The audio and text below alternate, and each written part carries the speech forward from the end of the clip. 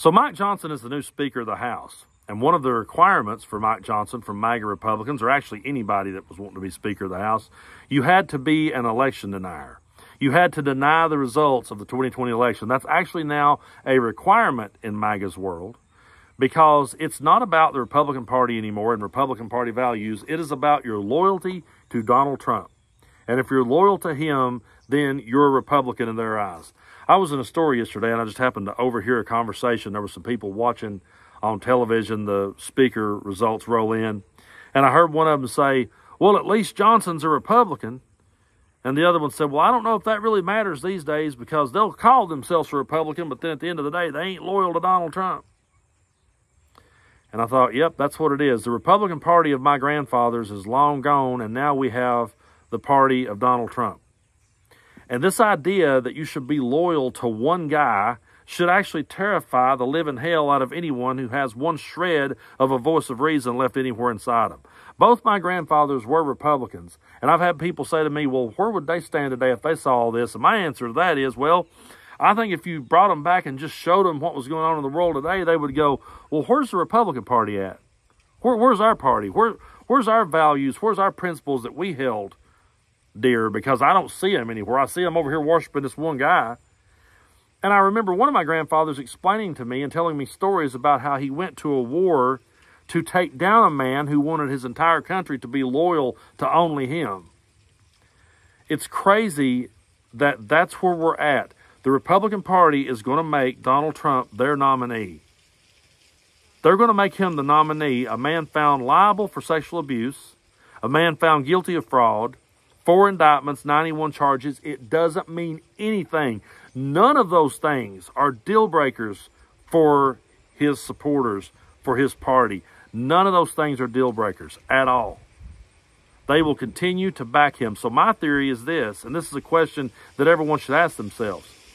If they would give him a pass for all these things, if sexual abuse, if being found guilty of fraud, if trying to overturn an election that you know you lost, if all of that is not deal breakers for these people, then what would they let him get away with in a second term? You see, they have no problem. They love to talk about, well, they're trying to weaponize the government against him. No, they're trying to hold him accountable for his actions. But they've already vowed to weaponize the government against anyone who disagrees with them. They've already said, we're going to do it as payback. And they will sit there and they will use Donald Trump to further their agenda. They will sit there and they will use him to get the things done that they want to get done. They will fight every ridiculous culture war. They will declare rights on people they disagree with, and they will work to strip those rights from those people, and they will not give a damn. And their supporters won't give a damn either, as long as it doesn't personally affect them.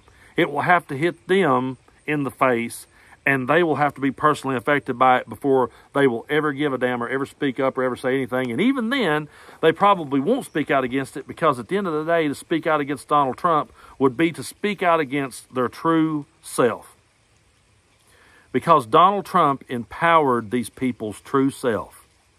I would be carrying on conversations with Republicans, and I would say to myself, well, now there has to be a line somewhere. You guys, there's no way you would embrace this. There's no way you would get behind that. And then they embraced this and they got behind that. And I realized that there's no bottom. If you're looking for the bottom and you're going, where is the bottom for Trump supporters and MAGA Republicans? There isn't one. He can do anything that he wants to do, and I believe at the end of the day, even if it did affect them, even if it did have an impact on their lives, they would never be able to call him out. Because to call him out and say he's wrong would mean they've been wrong about all this for all this time. He's empowered their hatred. He's empowered their bigotry. He's gave them the power now to say all the quiet parts out loud and be as cruel and as holish and as big of bullies as they want to be, with no accountability whatsoever. And you can see Donald Trump's, you can see his stamp all over this country. You can go anywhere now and you can see people who thinks they shouldn't be held accountable of things. It's happening everywhere you look. People nowadays are trying their best to dodge any and all accountability, because they say, well, our leader didn't have to have any. Why should we? And that's where we've came to. Their loyalty to one man. Coming from the people who used to sit and preach to me about the Nazis, who used to sit and preach to me about, oh, it could happen here. It could happen here. We could have a dictatorship here. You need to be paying attention. You really need to be paying attention here. Now they're all about, we have to be loyal to this guy. And it's a requirement. If you're not loyal to this dude and believe everything this one man says, you're not really a Republican. At the end of the day, just how fucked up is that? I can't imagine sitting in a room full of my friends who are progressives and liberals and Democrats and saying we have to be loyal to Joe Biden. We have to be loyal to him and we have to agree with him on everything. As a matter of fact, anytime I'm ever having a conversation with my friends who are progressives, liberals, Democrats, whatever you want to call them, whenever I'm having conversations, I hear them disagree with Joe Biden a lot more than they agree.